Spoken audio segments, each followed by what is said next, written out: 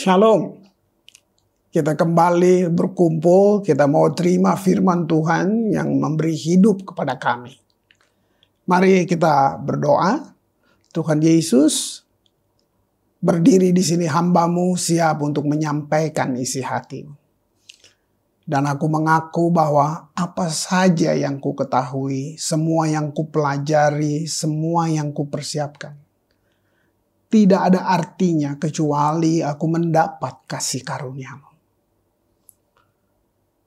Aku percaya firman-Mu berkuasa, Tuhan. Aku percaya firman-Mu dapat mengubah seluruh hidup kami. Aku percaya firman ini adalah Tuhan sendiri.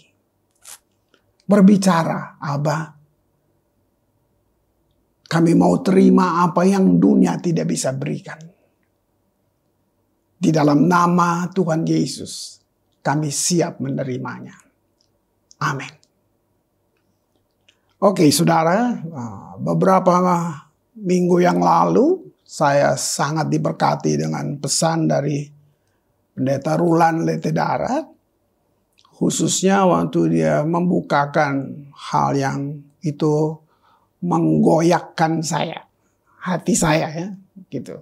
Tentang apakah saya jujur sudah melakukan itu. Rulan berbicara tentang kasihilah Tuhan Allahmu dengan segenap hati. Kita mudah aja mengaku itu. Apalagi dalam gereja kita menyembah semua untuk Tuhan. Kan seperti itu. Lalu Rulan bukakan lagi sesuatu bahwa nggak cukup di situ. Kita harus mengasihi sesama manusia. Nah, ini yang saya bilang dia menggoyakkan saya gitu. Saya mesti jujur, wow, benarkah ukurannya seperti yang Tuhan mau? Nah, paling sering kita udah yang vertikal, kita udah dalam seluruh ibadah kita sudah seperti itu. Bahkan kita memperlihatkannya, seakan kita sungguh-sungguh menyembah Tuhan. Tapi ternyata tidak cukup seperti itu. Tuhan perintahkan kita sebagai satu tanda bahwa kita mengasihi Tuhan, nggak cukup vertikal. Ada yang horizontal, yaitu sesama manusia. Bahkan lebih lagi dibilang musuhmu, kamu harus mengasihi dia. Wah, saya bisa bilang bahwa jadi Kristen bukan hanya sulit, tapi mustahil. Kenapa? Mungkinkah kita bisa mengasihi musuh kita jujur? Sesama manusia seperti diri sendiri. Nah, kalau Tuhan yang suruh, dia yang minta, dia tidak lepas begitu saja. Ada satu hal, kalau kita percaya dan bergantung kepada kasih karunia Allah, kasih karunia itu memampukan kita untuk melakukan apa yang Tuhan ajarkan. Nah, hari ini hubungannya dengan semua keadaan dunia, keadaan bangsa, situasi kita hari ini dihubungkan juga dengan perintah Tuhan. Saya kasih judul kasih dan tuaian. Saya mulai dengan Lukas 18 ayat yang pertama. Yesus mengatakan satu perumpamaan kepada mereka untuk menegaskan bahwa mereka harus selalu berdoa dengan tidak jemu-jemu. Nah, firman yang disampaikan oleh Lukas tadi itu perlu kita responi gitu. Kenapa? Sebab tanpa doa mustahil kita menyaksikan keajaiban Tuhan. Mustahil, ya. Perubahan besar dalam kehidupan kita semua itu terjadi karena doa. Nah, doa itu pengertiannya gini, adalah hubungan yang kita bangun dengan Tuhan. Lalu doa artinya satu komunikasi dua arah kita dengan dia. Nah, kalau itu kita bangun, yang tadi buat kita mustahil, nggak mustahil, ya kan? Karena melalui doa, kita sadar utuh. Saya pakai kata itu. Hanya dengan kehidupan doa yang kita bangun, kita menjadi sadar utuh bahwa Tuhan itu Maha Pengasih. ya, dan penyayang serta kebenaran. Dan itu selalu akan melekat pada dirinya. Jadi waktu kita punya hubungan dengan dia, itu juga melekat dengan kita. Alkitab menganjurkan ketika kita menampilkan perilaku yang teguh pada kebenaran, ya. Tapi juga humanis. Humanis itu orang yang mendambakan pergaulan, hidup dengan sesama lebih baik, gitu. Jadi dalam menyapa sekeliling kita. Nah, sebenarnya itulah hakikat Tuhan yang sebenarnya, bahwa Allah adalah kasih. Nah, jika kita menempatkan Allah di atas segalanya, maka hidup kita akan menjadi seperti oase bagi orang-orang di sekeliling kita. Kasihlah yang menjadikan kita tidak mudah menebar kebencian pada yang lain. Entah itu suku, agama, ras, antar golongan. Gitu. Ini pengajaran Tuhan buat kita. Kebencian bukanlah cermin manusia beriman. Matius 5, 43 sampai 46. Kamu telah mendengar firman, kasihilah sesamamu manusia dan bencilah musuhmu. Tetapi aku berkata kepadamu, kasihilah musuhmu dan berdoalah bagi mereka yang menganiaya kamu. Karena dengan demikianlah kamu menjadi anak-anak Bapamu yang di sorga, yang menerbitkan matahari bagi orang yang jahat dan orang yang baik, dan menurunkan hujan bagi orang yang benar dan orang yang tidak benar. Apabila kamu mengasihi orang yang mengasihi kamu, apakah upahmu? Bukankah pemungut cukai juga berbuat demikian? Dan apabila kamu hanya memberi salam kepada saudara-saudaramu saja, apakah lebihnya daripada para perbuatan orang lain? Bukankah orang yang tidak mengenal Allah pun berbuat demikian? Karena itu haruslah kamu sempurna sama seperti Bapamu yang di sorga adalah sempurna. Tadi saya bilang, gak mungkin Tuhan menuntut sesuatu dari kita yang dia tahu kita tidak mampu, lalu kita dihukum.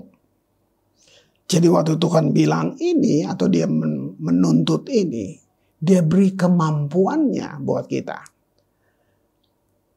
Penggenapannya terjadi waktu kita respon itu. Waktu kita mau bangun hubungan dengan dia. Jadi pengertian yang akan saya bukakan hari ini dari semua tuntunan Tuhan ini bahwa saya mau saudara dan saya melihat tentang niat Allah sebelum permulaan zaman. Yesaya 65 ayat yang pertama. Saya bacakan. Aku telah berkenan memberi petunjuk kepada orang yang tidak menanyakan aku. Wow, lihat. Tuhan telah, bukan nanti, satu saat nanti. Firman bilang, aku telah berkenan memberi petunjuk kepada orang yang tidak menanyakan aku. Terus, aku telah berkenan ditemukan oleh orang yang tidak mencari aku. Wow, aku telah berkata, ini aku. Kepada bangsa yang tidak memanggil namaku. Berarti Tuhan berintervensi dengan setiap manusia. Keputusannya adalah pada pilihan kita masing-masing. Saya mau kasih satu gambaran bagaimana kehidupan orang percaya mula-mula, orang Kristen mula-mula. Yang mereka berada di tengah penganiayaan besar. Yang saya bisa bilang bahwa musuh utama Injil pada waktu itu adalah satu orang yang namanya Saulus. Yang sekarang jadi Paulus. Nah, Mari saya bacakan sedikit tentang kayak apa sih Saulus itu. Kisah Rasul 8 ayat yang ketiga. Tetapi Saulus berusaha membinasakan jemaat itu, dan ia memasuki rumah demi rumah dan menyeret laki-laki dan perempuan keluar dan menyerahkan mereka untuk dimasukkan ke dalam penjara.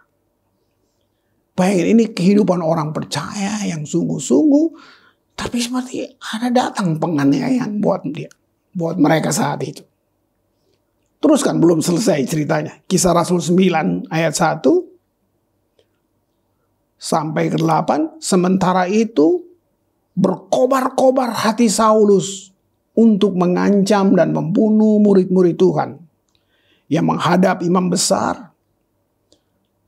Lompat ke ayat 3. Dalam perjalanannya ke Damsyik, ketika ia masih dekat kota itu, tiba-tiba cahaya memancar dari langit mengelilingi dia.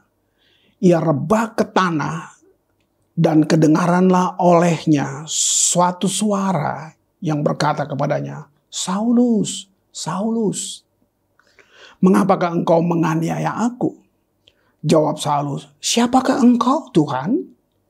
Katanya, akulah Yesus yang kau aniaya itu. Tetapi bangunlah, pergilah ke dalam kota, di sana dan akan dikatakan kepadamu apa yang harus kau perbuat. Maka termangu-mangulah teman-temannya seperjalanan, karena mereka memang mendengar suara itu, tetapi tidak melihat seorang juga pun. Saulus bangun dan berdiri, lalu ia membuka matanya, tapi ia tidak dapat melihat. Dia nggak dapat melihat apa-apa. Mereka harus menuntun dia masuk ke Damsyik. 3 hari lamanya ia tidak dapat melihat, dan tentang 3 hari lamanya itu juga ia tidak makan dan minum. Ini yang saya jelaskan di atas tadi. Seorang yang begitu jahat, yang punya niat membunuh, bahkan sudah melaksanakannya. Tadi kalau kita baca, Yesaya bilang Tuhan berkenan memperkenalkan dirinya buat orang yang gak memikirkan tentang dia. Wow. Lihat di sini bagaimana Saulus diubah dalam satu perjumpaan tiba-tiba dengan Tuhan Yesus di jalan menuju Damsyik. Dikatakan gini, ia melihat cahaya kemuliaan Allah yang jatuh ke tanah. Tanah itu adalah dari mana kita dijadikan. Cahaya itu jatuh ke tanah. Kemauannya remuk. Kesombongannya hancur. Semangatnya padam. Pikirannya tergeletak. Ditaklukkan oleh namanya kemuliaan Yesus. Paulus menderita banyak karena Injil. Setelah itu ya. Tapi lihat ini statementnya. Dia menganggapnya sebagai kehormatan. Kok bisa? Ini yang saya baca tadi ayatnya. Hasil dari intervensi Tuhan. Justru kepada orang yang bagi kita mustahil diubahkan. 1 Petrus 1 ayat yang ke-20. Ini tentang Tuhan yang kita percayai, tentang Yesus. Dibilang gini, ia telah dipilih sebelum dunia dijadikan. Tetapi karena kamu, ia baru menyatakan dirinya pada zaman akhir. Yesus yang disembelih, Yesus yang mati untuk sudah dipilih sebelum dunia dijadikan. Saudara, mengetahui apa yang Allah katakan itu satu hal. Tapi kita mengenal masa yang ia bicarakan itu hal lain. Saya sedang bilang gini, untuk mengerti saat ini, saat sekarang ini di mana kita masih hidup, itu hal lain. Ketika waktu itu waktunya manusia yang disebut kronos. Waktu manusia yang terbatas menyatu dengan waktu Tuhan. Waktu Tuhan disebut kairos. Itu waktu kekal. Waktu manusia yang terbatas, waktu dia menyatu dengan waktu Tuhan. Saudara akan lihat bagaimana firman Tuhan digenapi. Ini yang saya bilang tadi, kasih dan tuaian. Di depan kita, tuaian yang sudah siap. Kita hanya tinggal meresponi apa yang Tuhan mau. Wow. Tuhan pakai media, Tuhan pakai televisi. Justru ini yang menghancurkan tembok dalam roh yang menghalangi Injil. Tuhan pakai itu semua. Yesaya 60. Ini satu hal yang baik buat kita dengar. Ayat 1 dan 2 atau 1 sampai 3. Bangkitlah, menjadi teranglah, sebab terangmu datang dan kemuliaan Tuhan terbit atasmu. Sebab sesungguhnya, nah ini kenyataan ya. Tadi buat kita suruh bangkit, dikasih tahu alasannya, Tuhan kasih terang, Tuhan kasih kemuliaan. Ayat 2 sedang bilang, ini fakta. Apa itu? Kegelapan menutupi bumi. Kekelaman menutupi bangsa-bangsa. Gelap di sini bukan listrik, lampu, bukan. Ini bicara hati manusia yang gelap. Kegelapan menutupi bumi, kekelaman menutupi bangsa-bangsa. Koma, tetapi terang Tuhan terbit atasmu. Kita yang mana nih? Kita yang meresponi Tuhan. Di atas tadi, firman yang kita baca itu. Terang Tuhan terbit atasmu dan kemuliaannya menjadi nyata. Artinya bukan sebutan, bukan hanya kata-kata. Dia jadi nyata, real kemuliaan itu di dalam orang percaya. Nah ayat 3, akibat.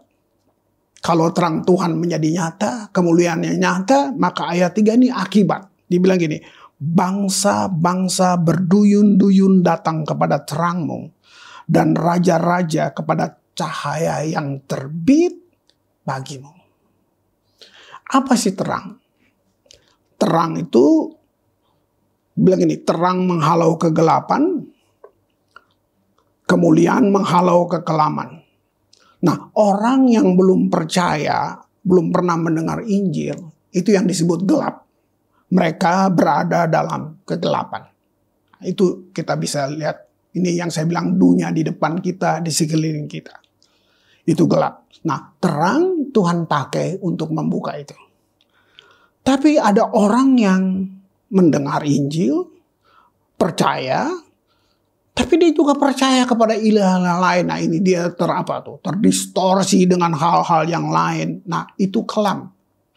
Jadi kelam itu kayak selaput menutupinya. Nah yang bisa menghalau itu cuman kemuliaan. Kata terang sendiri, Yesus bilang dia terang dunia. Nah terang yang di luar Yesus nggak sama dengan yang Yesus bilang, akulah terang. Itu beda. Terang di luar Yesus itu wujudnya adalah pengetahuan. Itu. Tapi kita, saudara yang percaya, kita memiliki hidup dalam terang Yesus. Saya tutup dengan Yohanes 1 ayat yang keempat. Dalam Dia ada hidup. Dan hidup itu adalah terang manusia. Masakan saudara dan saya mau keluar atau meninggalkan dia? Adakah janji lain sehebat ini yang bisa membujuk kita? Tapi semua kembali pada pilihan kita, bukan? Kebebasan kita. Di dalam Dia ada hidup. Saudara terjemahkan sendiri. Hidup itu luas banget. Saudara bisa definisikan dia macam-macam. Nah, tapi hidup saja nggak cukup. Di sini, hidup yang Yesus bilang, itu adalah terang manusia. Waktu kita biarkan Yesus hidup di dalam kita, berarti hidup kita adalah Yesus yang termanifestasi. Atau dengan kata lain, kita menjadi cermin kemuliaan Allah di dunia ini. Seharusnya, kalau benar kita cermin Allah, siapa aja senang bergaul dengan kita. Mari kita berdoa. Tuhan, terima kasih hamba berhenti berbicara, tapi Tuhan tidak berhenti berbicara untuk setiap kami. Firman yang kami dengar, Tuhan sanggup membukanya lebih dalam lagi untuk setiap kami dengan cara yang kami mengerti. Karena itu kerinduan-Mu Bapa. Terima kasih. Hamba mengucap syukur untuk kesempatan kami masih ada dan kesempatan kami bisa mendengar hal baik yang dunia tidak bisa berikan. Di dalam nama Tuhan Yesus. Amin.